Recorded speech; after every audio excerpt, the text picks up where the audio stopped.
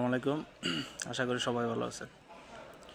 আজকে বিএনপি মহাসচিব মির্জা ফখরুল ইসলাম আলমগীর একটা ভাষণ দেখলাম, একটা বক্তব্য শুনলাম আর কি। তো উনি বলতেছে বাংলাদেশের যে রাজাকারগুলোর ফাঁসি হয়েছিল, গোলাম আজম, তার নিজামী সহকারে যারা যারাই ছিলেন, মীর কাসেম আলী, তো সবাইরে নাকি শেখ হাসিনা মিথ্যা মামলা দিছে।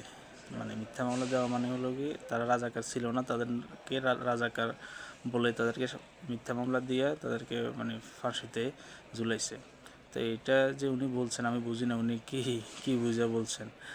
ওনার কথা মতো যতটুকু আমি বুঝলাম যে বাংলাদেশে কখনো রাজাকার ছিল না, বাংলাদেশে কখনো মুক্তিযুদ্ধই হয় নাই। যদি মুক্তিযুদ্ধে না হয় তাহলে তো রাজাকার হওয়ার কোনো মানে নাই, ঠিক আছে।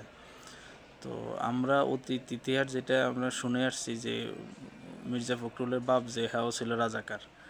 তো রাজাকারের ছেলে হিসাবে রাজাকারদের ফাঁসি দিছে, এতে আর একটু খারাপ লাগবে, এটা স্বাভাবিক, এটা অস্বাভাবিক কিছু না।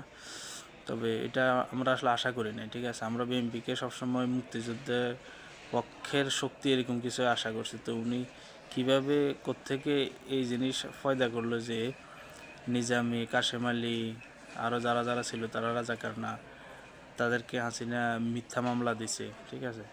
আমার মনে হয় এটা দ্বিচারিতা সামিল। তারা মুখে মুখে বলে জিয়াউর রহমান মুক্তিযোদ্ধার দল, বিএনপি মুক্তিযোদ্ধার দল, আবার শেখ হাসিনা অনেক ভুল থাকতে পারে, এটা আমি অস্বীকার করি না যে ভুল নাই, অবশ্যই ভুল আছে। কিন্তু যাদেরকে ফাঁসি দেওয়া হয়েছে তারা চিহ্নিত রাজাকার ছিল।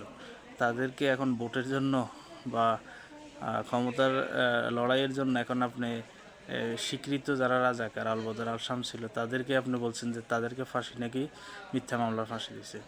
তো আমার মনে হয় এটা থেকে বের হওয়া দরকার, যেটা সত্য এটা তো বলা দরকার।